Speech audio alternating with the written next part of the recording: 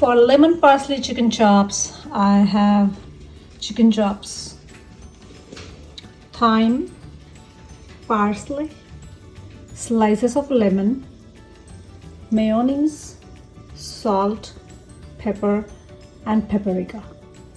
Add 1 tablespoon of mayonnaise. I use avocado mayonnaise, which is already melted.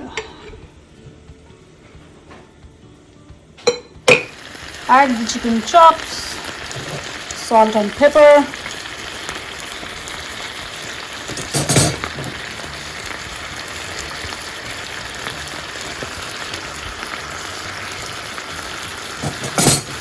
Add the paprika.